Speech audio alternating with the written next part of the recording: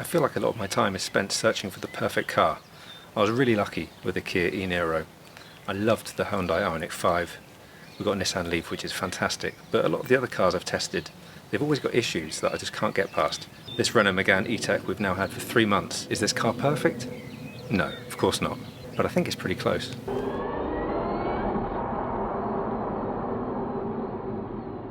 So as you may know, we use the subscription service Onto to get a lot of our cars. It's a really good way of testing cars out because you can have them as little as 1 month or as long as you like, really, depending on how much you like the car. This is the Techno spec, that's the one that Onto offer. And if you were to buy it new, you'd be looking at £39,495. It's a lot of money. There is a lower spec as well, and that's £36,995. Equilibra, I think is how you pronounce it. That lacks Google navigation and a few more things that you might like, so double check on the Renault website before you commit to them, because I think this Techno one is pretty good actually in terms of what you get. Now I've already done a first impressions video, so have a look at that because I probably go into a little bit more detail about like the design and things like that on there. So watch that if you haven't already. I wasn't convinced on the design at first, but I think it looks pretty cool. It actually turns a few heads, strangely. I wasn't expecting that. Oh my god, the chickens are out. So Flaviana's father was over and he said, my goodness, the wheels look big. So these are on 20s. The lower spec is on 19s. And I'm wondering whether that contributes to the pretty unimpressive efficiency of this car. I mean, I say unimpressive, but that's kind of doing it a bit of a disservice, but the efficiency is not quite as good as I was expecting, considering it's a ground-up EV. But I'll talk a little bit more about that later. Please excuse my horrible legs. This is set to 5'10", 5'11". I don't know what the centimetres are, I'll put that on the screen. That's my height, so my chair is back quite a bit really. And a good bit of knee room. My legs aren't very well supported, I suppose, but I would say it feels quite comfortable in the back. It's just a little bit dark. I wish this was a lighter colour, or I wish it had a sunroof. That would make things much better. It is good that you've got 2 USB-Cs in the back though, so kids are happy. Well, they're happy if they don't have USB-A. Why isn't there like a normal USB? So I can't use the normal USB. So what are some of my favourite things about the Renault Megane E-tech? Nothing much has changed from my first impressions video really. I still really like it in here. I love the classy fabrics. You've got lots of options on here. The screen is beautifully clear, both screens in fact. I love these physical controls and my wife likes that as well. So I love the combination of the touchscreen and that, and the fact that you've got the voice control, and the voice control is really good. So all of this is fantastic. And the other fantastic thing about the infotainment system is the maps. Let's say we want to go to Rome, and there we go. It tells us we need multiple charges to get there, add a charging stop, and there we go. It's telling me exactly where to charge to get down to Rome, and it says I'm going to get to Rome with 31%. That is brilliant. Obviously Rome is quite an extreme example. Let's just try something a bit closer like Scotland. Multiple charges needed, add charging stop. There we go. They're the charging stops it would take to get to Edinburgh. Obviously tapping around on a screen isn't always ideal, so luckily the Google Assistant voice commands are really good. Directions to Cardiff. Cardiff is 4 hours, 24 minutes from your location by car in light traffic. So it gives you complete peace of mind. You can sit in your car, you don't have to plan anything, sit in your car, think where should I go today, do the destination, and it will tell you with good accuracy what your battery percentage is and where you need to charge. Basic stuff, isn't it? A lot of the roads near me are country roads and they're just 1 lane and not even 2 lanes. What's wonderful about this car, and it's quite unique actually, from all of the cars I've driven recently, it's quite unique, that it doesn't actually force you into the oncoming traffic when you get close to the edge. It will alert you on the screen and it will say lane departure, but it doesn't actually force you into the traffic. I know that's kind of a basic thing, isn't it? But doesn't do it. That's great. One of the best things about going for a drive is listening to music. In here, luckily, it's got a really good sound system. It's Octopus sound system. I've never heard of that brand, but feel free to tell me that, oh, it's used everywhere and oh, it's really good. But I've never heard of it. But it's got a 6-speaker Octopus system in this Techno spec. The top spec has a Harman Kardon 9-speaker system, which I imagine is even better. Really good though, really nice balanced sound. It's a comfortable car to drive. I like the driving position. The seats are nice and firm, but a little bit squishy, but not too much. Loads of adjustment. It's really nice, I think. You've got wireless CarPlay and Android Auto, which is fantastic, and you've also got wireless charging as well. I can't show you that because I'm filming with my iPhone at the moment, but it works a treat. It's a really well proportioned car. I'm going to put up all the specs on screen because I can never remember them.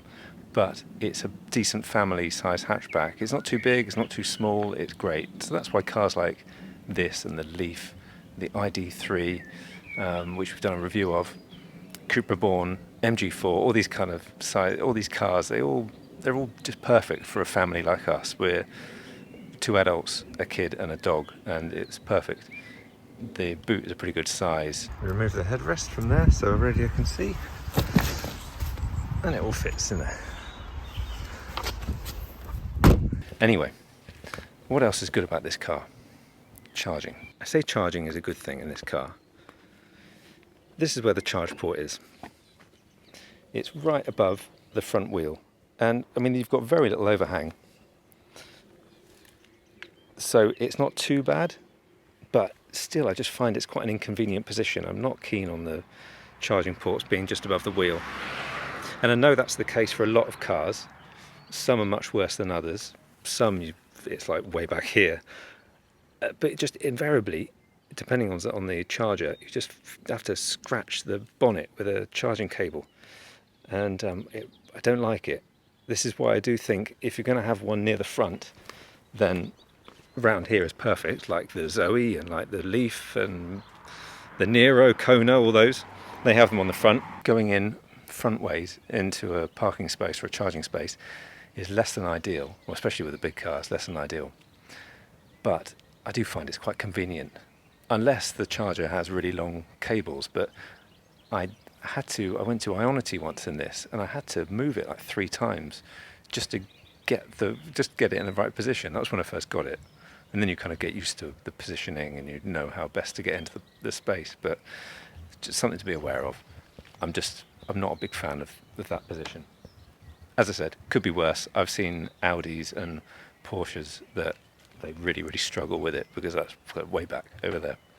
Anyway, while we're talking about charging though, really the superpower, and I said this in my first impressions video, the superpower of this car is that it charges at 22 kilowatts on an AC charger. And you might be thinking, why is that important? The wall box we've got is 7 kilowatts, and that's what most people have.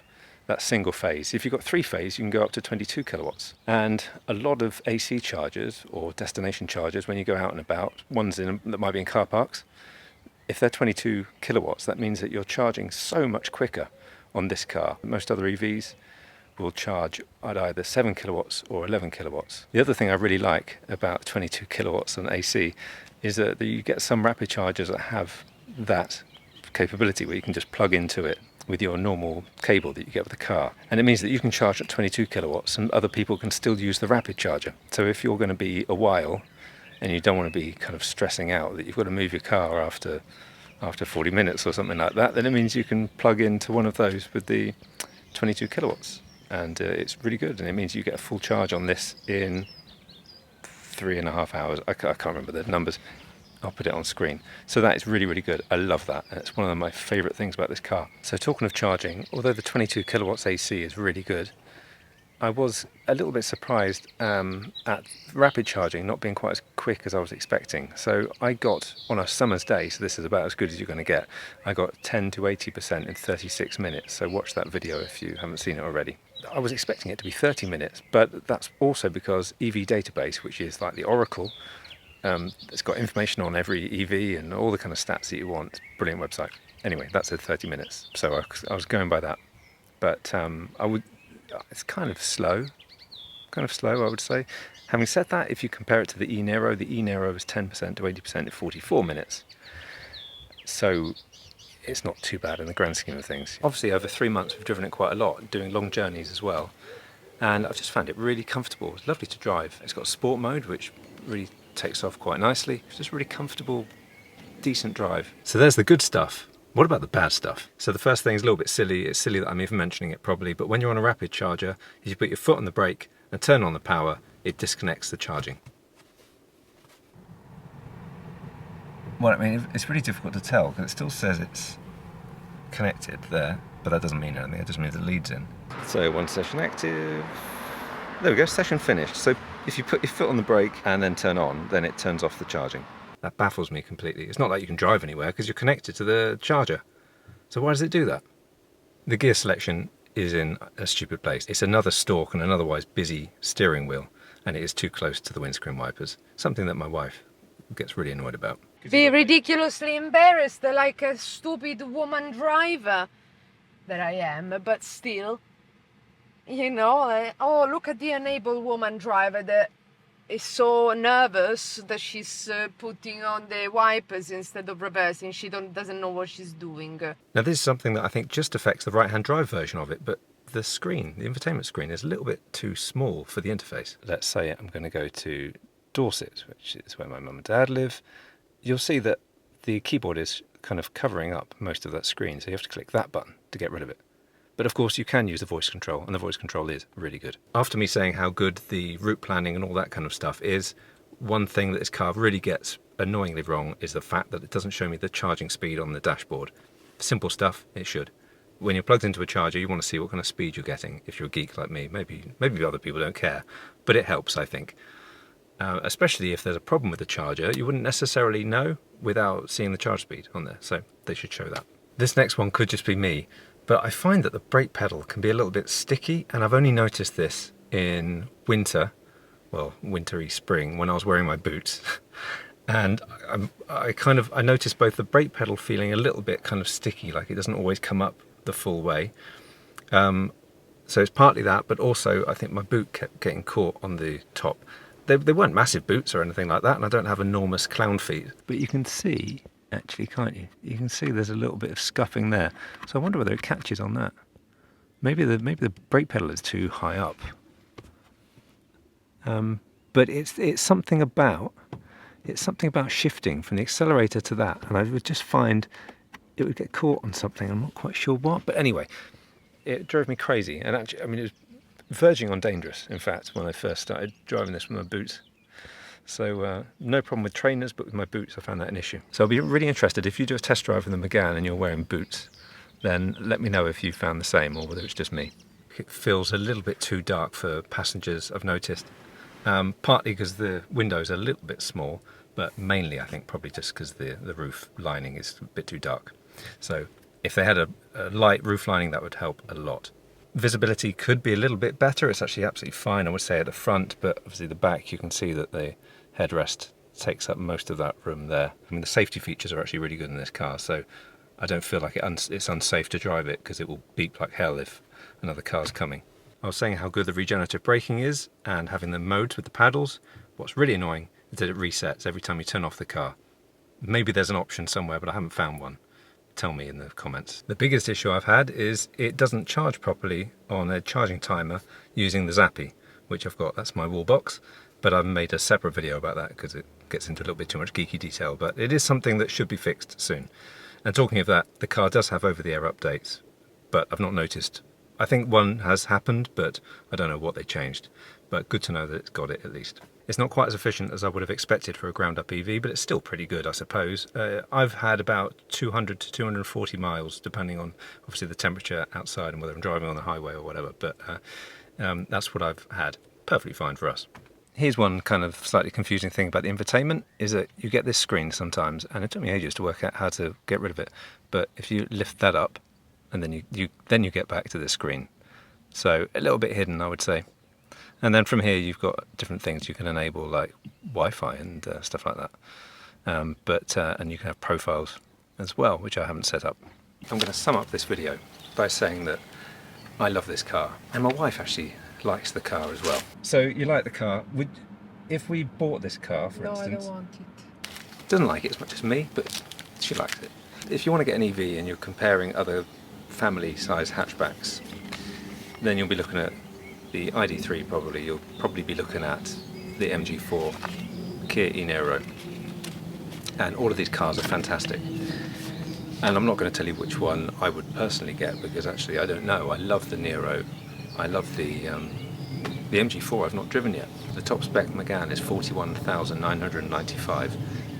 Crazy prices, aren't they? But then of course you've got the MG4, and the top spec MG4 is $32,495, which makes this seem quite a bit, well, it seems quite steep, doesn't it? Right? So that's £9,500 less than this. In the MG4, it's actually a slightly bigger car in terms of the sort of footprint of it, but the internal space, at least the boot and things like that, is a bit smaller than this. But you do get V2L, vehicle to load is fantastic. We used to have that in the Ioniq 5. Absolutely loved that. It allows you to plug stuff into the car, like fridges. If you have a power cut, plug your fridge in, or if you go camping, you can plug everything into it. So I love V2L. The Nero also has that. This doesn't. This also has a slightly higher towing capacity, if that's your thing. The MG4 has that. The Nero has that. But this is slightly better, certainly, than the MG4. That said, the MG4 is a Chinese car. And I know that bothers a lot of people. So you might be happy to pay £9,500 more for this than you would an MG, just for that reason alone. I think it's a fantastic car. It's just a really good all-rounder. And really from the moment I stepped in it, I just thought, well, this is a little bit special. And I just wasn't expecting it. It just has a certain je ne sais quoi. Thank you very much for watching the video. Please press the subscribe button and the bell icon to be notified of other videos. And I'll be back really soon. Okay, bye for now.